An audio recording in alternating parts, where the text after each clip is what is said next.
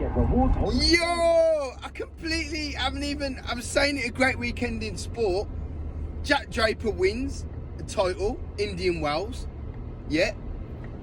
But more importantly, for me, because I knew Jack Draper was going to win. I was watching it. It was 6-2 first set. You know, the second set, I think I fell asleep because I can't get past 10 o'clock and I'm asleep on the sofa. I can't get past it.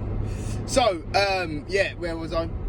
So, Mira Andreeva, 17-year-old, beats Sabalenka. Ariana Sabalenka. Now, the reason why that's important and is because when you decide to become it's so hard to become a tennis player. And one of the biggest reasons why it's hard to become a tennis player isn't down to how good the player is. Obviously,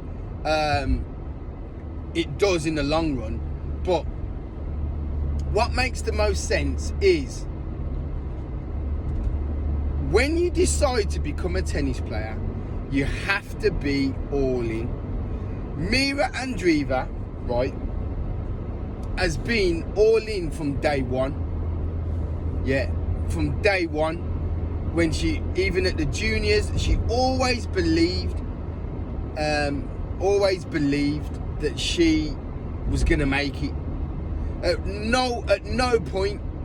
And that, once you've got that belief, that changes all the decisions that you make. You no longer put up with any kind of nonsense. Now, I could name you 4 British English girls, one now foreign, but I could name you 4 or 5 girls who at one point in time probably would have been better than Mira. Probably if they'd have played her, yeah, would have beaten her at whatever point in time. But it's all to do with psychology. And I'm not saying go out there and go and get a psychologist, because that's not what I'm saying.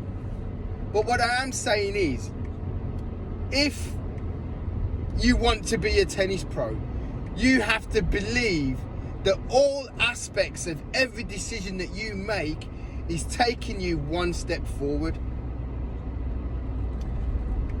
And that's the marginal gains aspect. And I haven't done a video like this for a while, talking about the high performance stuff. And that's because, to be honest, it doesn't really get a lot of views, because normal people don't understand what high performance is. Normal people don't have any concept of high performance. Normal people whose children, for example, at one point had the potential to be a tennis pro, cannot fathom the amount of work required to become a tennis pro. So what they do is, again, I keep going back to that word, they use determinism. Yeah, if I do this, I will get that. Now, the biggest reason why tennis doesn't adhere to that. Can I actually reach? No, I can't. Wait there. 2 seconds.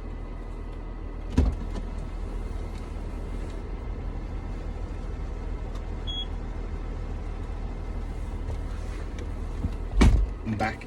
Right, which is what? So they find a mediocre coach and a mediocre tennis club, and everything's mediocre. So and that's my point. They go mediocre. So that's a song, innit? Mediocre. And the end result is they don't achieve their potential. That's the end result. So, and the biggest thing for me is that the 5 girls that I'm talking about, yeah, all would have had a better prospect than Mira. All of them. But none of them. I think one of them's still trying to be pro. 2 have got scholarships. 1 doesn't play tennis at all. And 1 is, you know, still in and around, but nowhere near. No.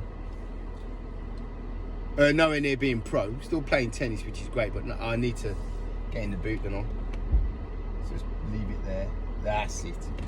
Right, so, and that's the point I'm trying to make, guys, is that, and I need to take my same advice, yeah, is that once you decide that you want to achieve something, go out there and go and achieve it.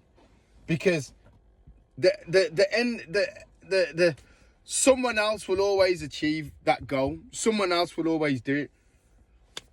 It's hard work. It's key performance indicators. It's not settling.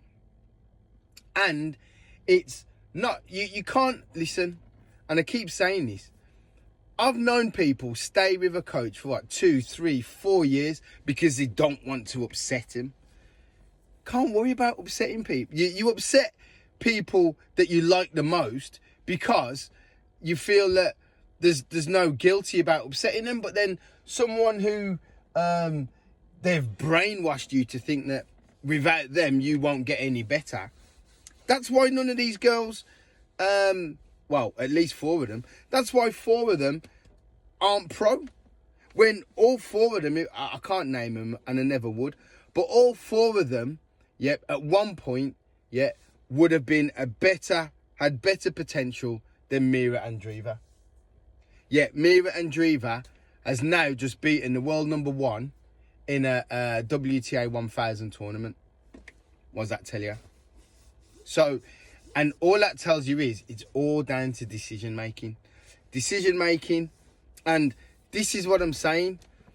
Smart people can make dumb decisions, and that's why I'm linking it to Ferrari. That's why I'm linking it to Ferrari making that ridiculous, stupid decision of pitting to change tyres with 9.5 laps to go. That is the same as what some of these girls, the decision, and maybe it is that they just didn't love tennis enough. But I say it like this: Maria Sharapova, you know, you could debate whether Maria Sharapova loved tennis. What would you rather do? Earn 30 million a year playing tennis, or, you know, work in an office? Because I guarantee you, you're not going to love working in an office more than you would love playing tennis. Look at it like that. Listen, like and subscribe, guys. High performance. I'm going to start... We're going to start going through chapters of my book again. Bloody hell. Like and subscribe. Bye.